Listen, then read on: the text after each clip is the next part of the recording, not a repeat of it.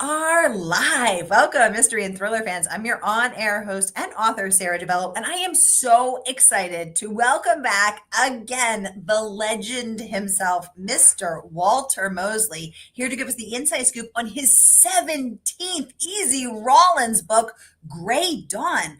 Walter Mosley, welcome to Mystery and Thriller Mavens. Tell us about Thanks. this It's great to book. be here. Yeah. So, what's Easy up to in Gray Dawn? Give us the inside scoop. Well, this book starts. The beginning of this book is the title, and when it says "A Gray Dawn," it's very kind of depressing for him. He's depressed, and it's odd because he lives on top of a mountain where there's like six other houses. The lady who owns the mountain has given him, like free rent or rent $1 for every century. So he has free rent for the next 100 years, and he's there. He has a business that's going really well. The mountain is protected by these 5 Sicilian security guards who are very serious about protecting what they protect. His daughter is in France studying French culture. She's 16. His son is at least says he's a fisherman. We'll see, but so nobody's there. He had a girlfriend, and she was what anybody would say. Well, you should never have a girlfriend like that. That's trouble. But that's the kind of girlfriend Easy needs. So he has her, but she murders somebody, and Easy figures it out, and he says, "Listen, I just can't be with you. You murdered somebody." She says, "I don't understand why. You would have killed the guy for the same reason." And he agrees with her, but he says, "But I'm me, and you're you." And so everything about his life is not working, especially the fact that he's no longer living in the Black community among the people that really made him a detective. He would be there, and he'd tell somebody come to him and say, "Well, I'm in trouble. They say I committed this crime, but I didn't commit it. Can you prove that?" And Easy says, "Yeah, and I can get it to the right police too. What are you going to pay me?" He says, "Well, my wife can make you chicken and dumplings every weekend for the next 6 months." And he said, "That's good because, I eat it on Saturday. And then the next, there's enough left over for Sunday too." So that was a life that he loved. He wasn't wealthy. He could be in trouble. He was a little vulnerable, but at least he was doing what was important to him. Everything about his life made sense then. And so he decides somewhere in the beginning of this book to try to get back to what was before. But what was before, first novel, he's the first mystery, he's 28, and now he's 52, getting back. And life in the Black community has gotten harder, not easier, because there's so much anger and crime and that kind of stuff. But he doesn't care. That's where he wants to be, and that's where he's gonna be. And so the novel has like an upward thing. And so the truth is, if he doesn't get killed, he's going to be happy. If he doesn't get killed, he's going to be happy. Exactly. I feel like that we should get that on a t-shirt for him. Yeah. That's his motto. Oh my gosh. Well, I know I have so many questions for you. People submitted questions in advance, and I already see people are streaming in to ask as well. So I want to jump right into them. But first, I just want to welcome everyone because we are broadcasting live to 7 different destinations across Facebook and YouTube, including, of course, the renowned Murder by the Book, our favorite woman-owned independent bookstore. So if you have a question for Walter, just get it going right in the comments, and I will get it right over to Mr. Mosley. First up from Charles Williams. He says, "Great book as always, Mr. Mosley." And so well said, Charles, because when it is a Walter Mosley book, it's going to be good. Randy is joining us from YouTube, said, "Hi, Sara, glad you're back." Randy, good to have you. Thank you. Your black cat is very on brand for heading into Halloween now. I like that. Oh, you have another kitty too. I love it. Robin is joining us from Facebook saying, "Hello, Sara and Walter from chilly Coeur d'Alene, Idaho." Welcome, Robin. Good to see you here. Murder by the Book. The girlfriend is in trouble. Just the kind of girlfriend that Easy needs. Exactly. Okay. So the question that is most on my mind is, Walter, this is your 17th Easy Rawlins book. How has Easy changed for you? And how has your writing process of him changed from book 1 to book 17? Wow, that last question, I don't know if I can answer. Because I don't actually, I don't get physicals on my writing. You know what I mean? Like I don't know. I mean, I'm writing. I think it's the same thing. Your question, it makes me think. Well, maybe I changed a lot. Maybe I have. I don't know. The books have changed somewhat, but I've in some ways, in technical senses, I've become a better writer. I'm not sure if artistically I've become a better writer, but certainly in technical ways. The thing about Easy, the thing that's built into this series, is that he's aging at a pretty normal pace, and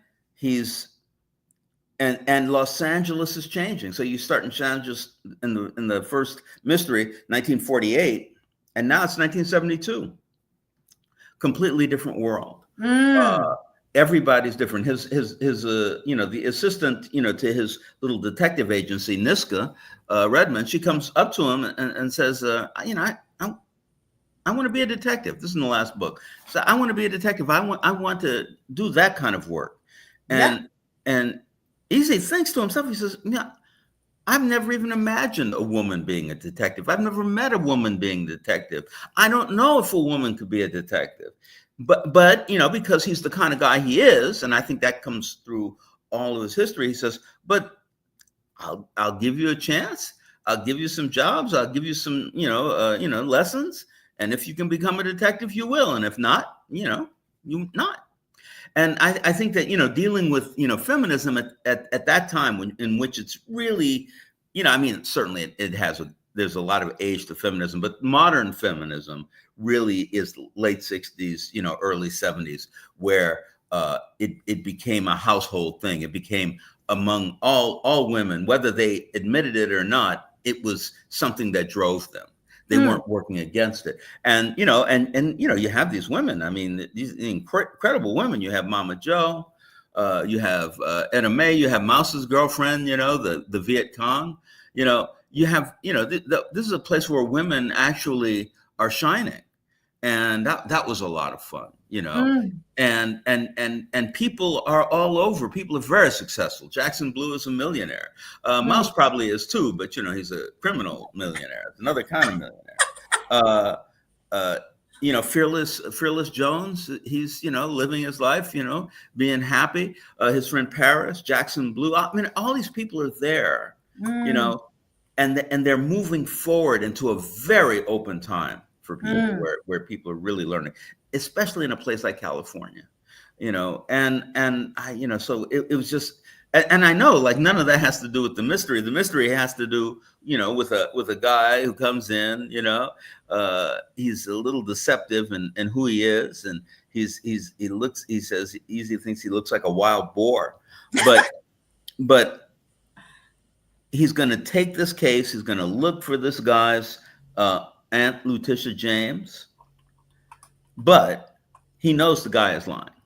But he doesn't care. He says that's my job, is to reveal lies. And so he's gonna be after that trying to find that woman. But by the time he comes to the end, he runs into a conspiracy that's so large in Southern California that when he tells his friend, the policeman Melvin Suggs, he says, I know who committed the crime. And he tells him who it is. He said, well, listen, leaving the state, it won't be good enough. You should get out of the country because there's no way in the world we can even talk to this guy, and you go, oh my God, this is, but this is the kind of world that we live in, and Easy's the kind of guy who will go up against anybody, even though he doesn't want to. I realize I've been to LA a few times, but I don't know anything about LA in either 1948, where the series starts, or 1972. What is your research process like? Research? Ooh. I know you research when you work. I don't. It's like I'm from California. I'm from LA. Okay. I'm very interested in history and historical things. I don't I don't study LA or New York or, as in order to write something. But I'm very interested in the past, and living in LA, the LA in by 1946 or so, I don't know what the population was, like 350,000. In Now it's like 8 million. And the southern the area is like 17 million. So it was so much smaller then. 100,000 people a year every year since 1945. Wow, I did More or not less. know that. It's grown. When I would ride with my father, we'd be, we used to go out to Santa Monica a lot. My mother's cousins lived in Santa Monica, and my father and I were driving out there some years later, and I remembered that when we used to drive there were strawberry fields, there was ponds, there was all these things, and I said, Dad, where are those strawberry fields? And he says, I remember them, Walter. I said, but I have no idea where they were, Yeah. and that's everything about LA. I think right now it's kind of stabilized for a while, which is not bad because there are too many people here, but what are you going to do? Walter, I have one more question that I am dying to get to, and then we're going to jump into some of the audience questions. But from the iconic first line of Devil in a Blue Dress, which is, I was surprised to see a white man walk into Joppy's bar, to the first line now of Gray Dawn, which is, the phone was ringing. Those evenly measured burps of jangled noise were a warning that my life was falling apart. That much I knew. And I just always think about the importance of a first line and how you can center a reader so deeply in a character, in a moment, in their worldview, in time, in the story. And I was wondering, what is the process of writing that these first lines for you? And boy, I wish I could answer that question, with some kind of, impact, some kind of type of gravitas. Look, I wrote, I was surprised to see a white man, walk into Joppy's bar. I just wrote that, and I went, that's interesting. And then I didn't want to let that line go. So I said, it's not just that he's white. He had an off-white linen suit and shirt and white silk socks and tan shoes and a Panama hat. And I was like, yeah, well, and he starts thinking about being afraid of white people, but then he'd been in the war, so he'd seen so many white people die anyway. But this was just me working on the character, and writing is rewriting. So I wrote all that in the beginning, and then I went over it and rewrote it. I worked at it, made it better. And really, I'm thinking back when I wrote the telephone ringing part too. I don't even know if I knew who was calling.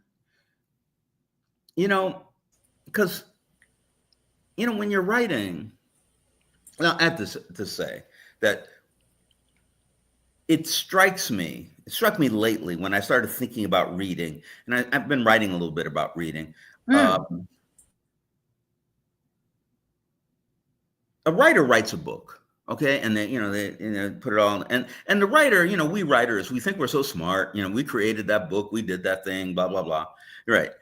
But the truth is, it's all just black letters on a white page, or dark letters on a white page, and then you give it to somebody else and they read it and they know what the character looks like, what they talk like. They may know what it smells like on top of that mountain. They feel the wind. They know the house. They know the people. They hear the sound of the music. All of this stuff is made up by the reader. So the reader, in one sense, is just as creative as the writer is, because they're bringing in all of that and they're recreating it for themselves. And what they see and feel and think is different than what I saw and felt and thought when I was writing. I think that's true. I like that idea of reading being a creative process, as creative as the writing. I never thought of it like that, Walter. I love that. Yeah, I've been struggling with it lately because I think it has to be true. One of the things I would say is I was doing a reading years and years ago, and a guy came up to me and said, "Hey Mosley, you writing about that guy Mouse, right?" And Mouse, I said, "Yeah." He said he was living in that blue house on Denker, right? And I said, "Yeah, Denker Street, yeah, sure." And he says, "I was born in that house." Now, what's interesting is I made up the house, okay?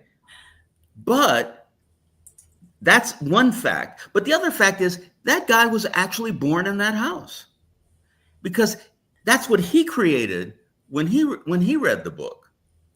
Something that was substantial in his mind and his memory and his life. I mean, that is a weird brain mind merge. Uh-huh. That's crazy. Oh my gosh. Well, but and it opens up so much about your writing, my writing. You know what I'm saying? Like we're sharing this work with people in a deep sense. And this is why I tell writers when they're writing, don't rely only on other writers to criticize and to talk about your work. You know, because what you're writing, is on a much broader level than that. It's everybody who reads it. I love that. Lexi, welcome to the conversation, saying there's something so unique and strange about Los Angeles. A strange city indeed. Charles Williams says, I bought every book you've written. I can't wait for Galen next year. Thank you for being here, Charles. Robin says, I remember Disneyland when it was surrounded by orange groves. Later, when LA was blankets and smog so thick you couldn't see the nearby mountains. Wow. Charles wants to know, will you do a traditional Western in the future or blend science fiction to that genre? Great question. Yeah, if I write a Western, I would like to write a traditional Western. As traditional as it is,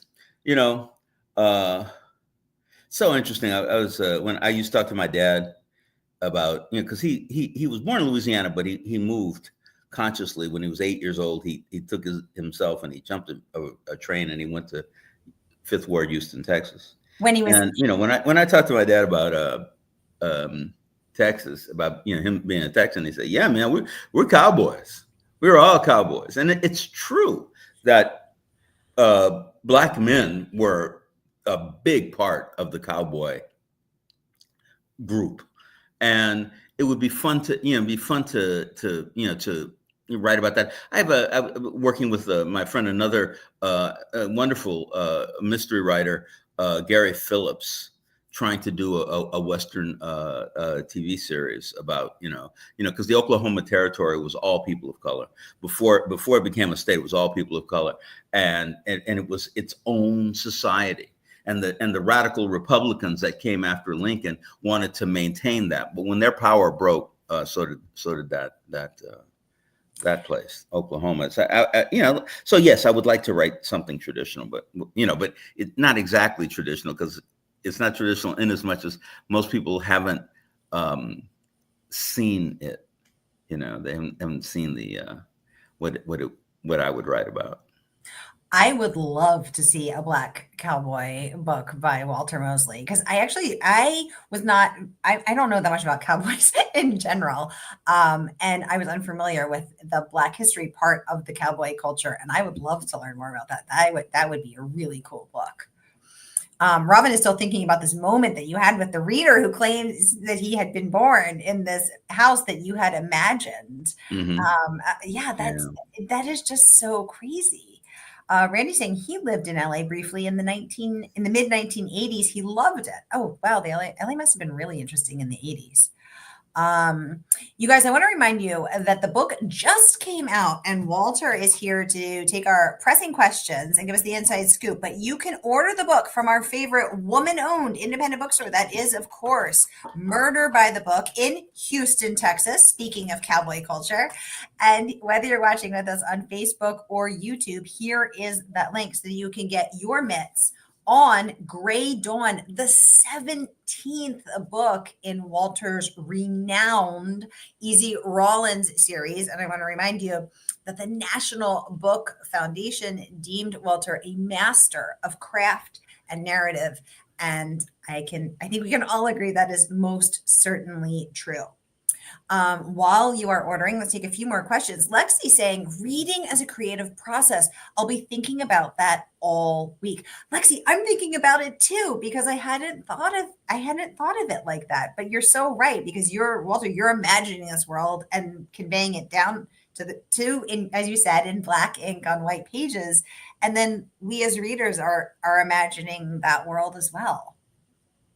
Yeah, we create it. A whole three-dimensional world and characters who we know and identify with and have feelings toward. It's really kind of amazing. It really is. Not only this is your 17th Easy Rawlins, you have also written nonfiction as well as fiction, as well as science fiction, as well as for TV. You truly, you even taught a master class on erotica. There's nothing you can't do, Walter. Is there, what brings you the most joy? What is most interesting to you? Is it a genre? Is it a character? Is it a medium, whether it's television or books? What is sort of really gets your neurons firing? Well, I think that first, if anybody asks me, seriously, and I hear seriously what they're asking, and I say, they say, well, what do you do? I said, well, I'm a novelist. That's what I say, because I write novels. I write short stories and I write other things, but I write novels, and that's what I find most interesting. That's what I enjoy the most. If I'm lucky, I write every morning, and if I'm lucky, I'm writing on fiction every morning. Sometimes lately, I've been working on these screenplays. But you have to do other things sometimes, and I don't hate it. I enjoy that too, but it's just not as much as writing fiction. But as far as what I'm writing, it depends on what I'm trying to say. Like if I'm trying to say something about something that's kind of existentialist, or maybe beyond the limits that have been placed on me and I place on myself, then I might be writing science fiction. If I'm writing about people's history in America, I'm more likely will write a mystery or some other kind of popular kind of thing, so that people can understand that history even if they're not a part of it.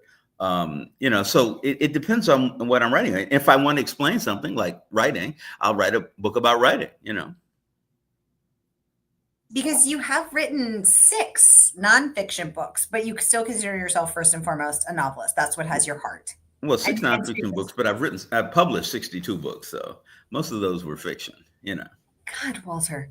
Yeah. Robin needs to know, what is something on your bucket list? Ooh, yeah, because you've done so many things. A Penn Lifetime Achievement Award winner, NAACP, Grammys.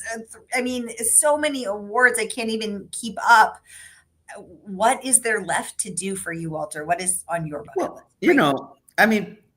Like right now, I'm sure, within the next 3 months, something, really, important will come up, and I say, well, I need to do that. I have to write about that. I have to say that. I have to do that. But, as a rule, I'm just happy, being able to write every morning. You can get up, you can sit down, you can write, you can, think, you can, figure out stuff. I had written a friend and I had written a pitch document for a series, a Fearless Jones series, updated, modern, Fearless Jones today, which I thought I could do because it has so many comedic parts to it. And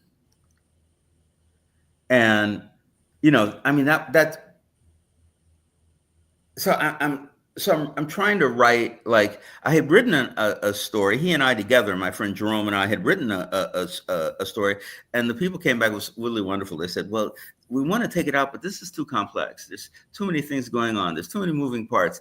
Can't you simplify? Can't you take out all these things? And I worked so hard to get all those things in there. This morning, I had to take all those things out Oh, and come back in and say, okay, now I'm going to tell this story. Let's see what that's like. And that's fun, because I mean, it doesn't matter. And I'm just, to be able to, condense something or to expand it or just to kind of answer a problem. I mean, it's really fun. It's good for other things that I might do, maybe Walter, this will work too. have you worked with the same editor for all 17 Easy Rawlins books? Oh my God, no, Okay. really, at least like 5 editors at least, Wow.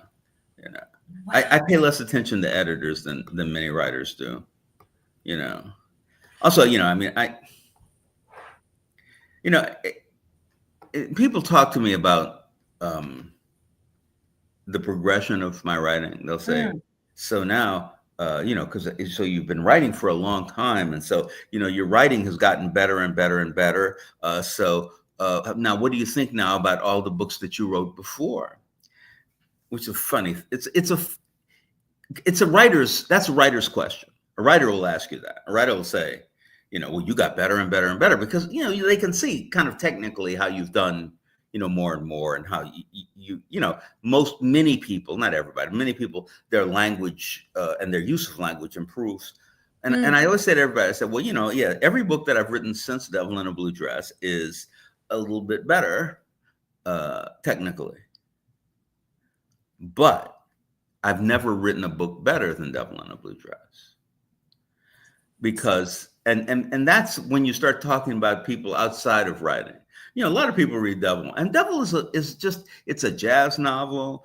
There's an energy to it because it's the first time this character is discovering being a detective. I gave myself a lot of time to develop that. His friend's mouse, I guess Mama Jo wasn't in that one, but she'd been in the previous one, the one that didn't get published till much later. When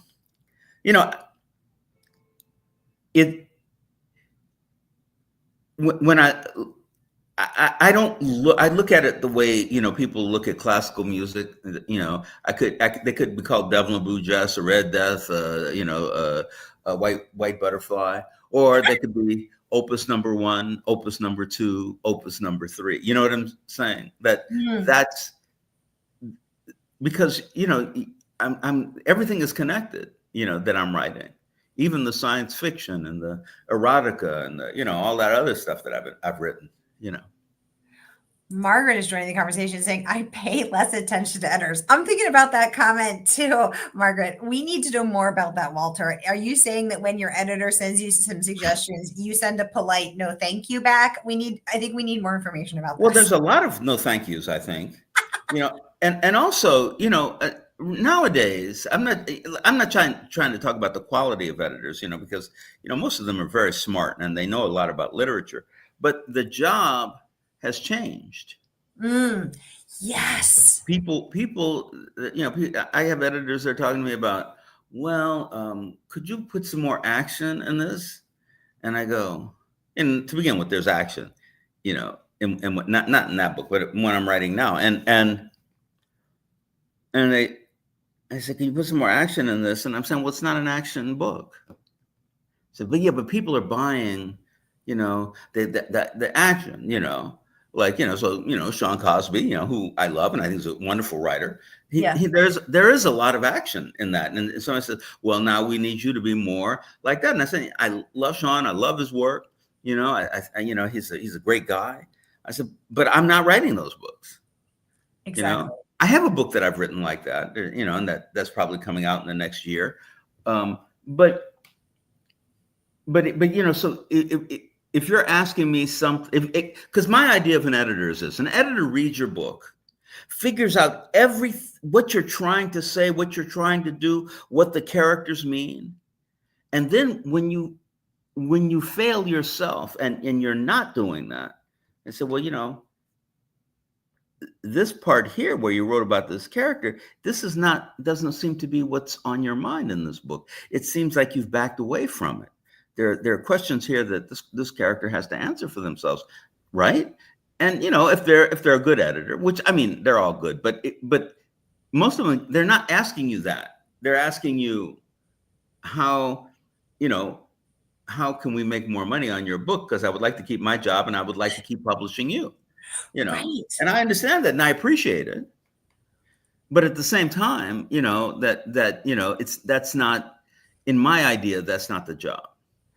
I totally agree. And one thing that I noticed that is a burr under my saddle, to go back to the cowboy metaphor, is that I noticed that there's a lot of time and energy spent on trying to replicate this one book that was successful X number of years ago. And so they're like, well, that book worked for that person at that particular time. So now we want more of that, you know, and whether it is, you know, some variation of Girl on the Train or, you know, Gone Girl or whatever, you know, insert whatever successful book here.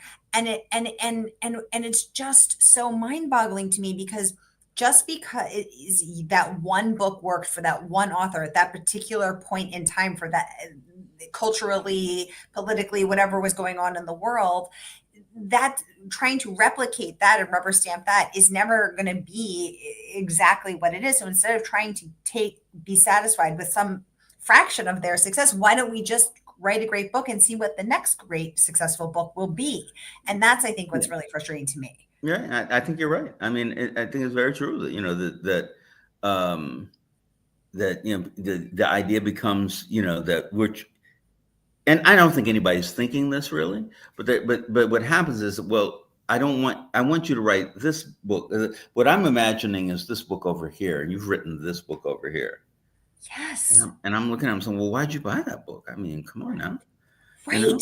Exactly. Margaret saying, yeah, the eye on the market in an editor can be putting the cart before the horse. Exactly. Right. Now we're just saying fully in Cowboy Lane. I love it. Leslie's joining us. The Cowboys. Yeehaw. Leslie is joining us from Canada saying, hello, good for you. Editors need to let the author create the story and edit and stop pandering to what they think the market wants. Yeah. Well said. Charles saying the copy and paste mentality. That's bananas. Yes, the copy and paste mentality. Well said, Charles. Margaret saying replicating instead of finding unspoken to segments of readers loses us great books. Exactly.